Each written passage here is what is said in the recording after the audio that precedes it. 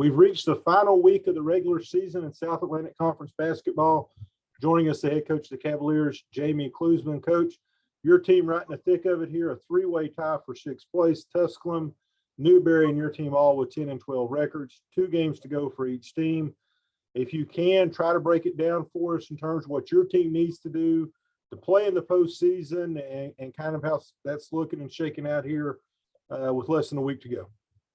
Yeah, well, first thing, we just need to take care of ourselves and, just get a win.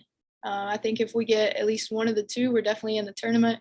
I think there's still a chance if we were to go 0-2 to finish out the season, we have a chance to get in.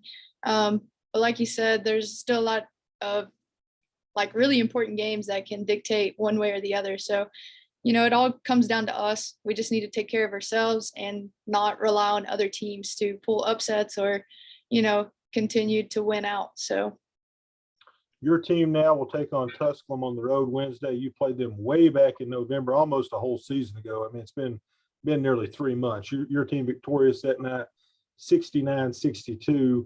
It evened you up in SAC play at that time to 2-2. Nia Van Sant had a big night in that game. But what I remember is the turnovers that your team forced and how you scored off those turnovers. Yeah, it was so long ago, but, in preparation, I've watched that even though they've kind of changed, who's playing big minutes for them. They basically are going 5 guards right now. So they've got 5 true ball handlers out there. So I don't foresee us necessarily forcing them into that many turnovers as we did at the first meeting. But, our game plan is going to kind of be similar to what it was the first time we played them. They're on a 5-game winning streak. They beat Mars Hill twice during that streak. They went to Limestone and won. They went to LMU and won, and most recently went to Coker and won. From watching them and preparing for them, what's been the change for Tusculum here down the stretch? Because, start of February, I think many would have left them for dead in terms of making the league tournament. Yeah, they're shooting the ball extremely well right now. I know in 2 games they made 32 threes, which is a crazy amount. They're just playing with a lot more confidence. It looks like they're playing with a chip on their shoulder, but the 5 that's been playing majority of their minutes are very cohesive and playing as a unit. So they put a lot of weapons out there. And like I said, who they start at the 5, she can be the point guard as well. So, they're kind of well-rounded. All 5 can score in all 3 areas. So it's one of those things we just really have to focus on personnel and knowing their strengths. We won't get real deep into Saturday's loss at Wingate. I do want to touch on 2 milestones. KJ moves into 10th all-time in scoring at UVA-wise, and Caitlin Ross records her 400th career assist. She becomes the 3rd woman to do that in our program.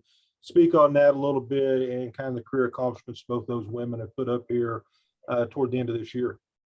Yeah, it's just a testament to all their hard work over the years. KJ returning for her extra year. I think she had some of those individual goals in mind, but KJ is a very unselfish player. She'd much rather see her teammates be successful than to see her own success. So to see her move into 10th all time is a huge accomplishment for her, even though she won't act like it's a big deal. We all know, coaches, teammates, and our fans and supporters, they all know how big of a accomplishment that is. So trying to let her enjoy it, but she has a lot of unfinished business she wants to take care of. And then Caitlin Ross, she's a true point guard out there, is a great facilitator, doing a great job of running our team at the 1 and 2 spot this year. So again, her court vision, it's unreal.